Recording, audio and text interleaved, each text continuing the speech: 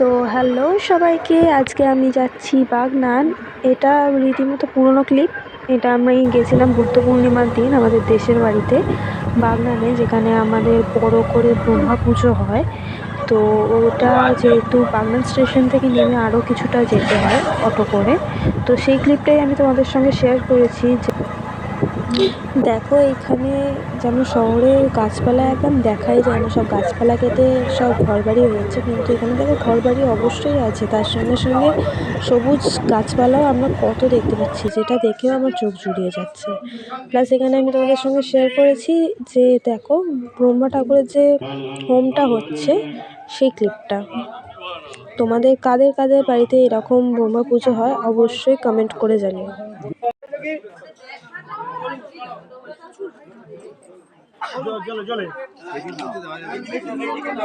এখন যে ক্লিপটা তোমরা দেখতে পাচ্ছ এটা ধুনো পোড়ার ক্লিপ। পুজো কমপ্লিট হয়ে যাওয়ার পর অনেকের মানসিক থাকে বা অনেকে এই ধুনো পোড়াটা হয়, সারাদিন উপোস করে থেকে তারপরে এই ধুনোটা পুড়তে হয়। সরার মধ্যে প্যাঁকাটি দিয়ে সেখানে ধুনো জ্বালানো হয় এবং মাথায় সবাই ছেলেরা বেসিক্যালি ধুনো দিতে হয়, ছেলেদেরকে ধুনো দিয়ে দিয়ে এই ধুনো পোড়াটা হয়। যে ছোট থেকে বড় ছেলে মেয়ে নির্বিশেষে সবাইকে কোলে বসতে হয়। সেই ক্লিপটাও তোমাদেরকে সঙ্গে শেয়ার করেছি, যেটা এই পার্টে তোমাদের দেখতে পাবে।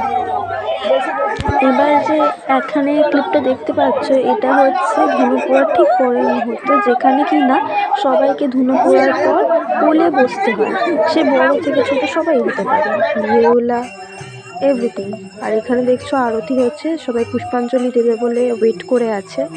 তো সেই ক্লিপটাই দেখাচ্ছি এবং তার সঙ্গে দেখো এখানে আমাদের নাম কীর্তনেরও একটা ব্যাপার করা হয়েছিল, যেখানে অনেক গ্রামের লোকেরা এসে সেই নাম কীর্তনও শুনছে, প্লাস দেখছো পরিণত হয়েছিল এরপরে, যেটা ক্লিপ আমরা নিতে পারিনি।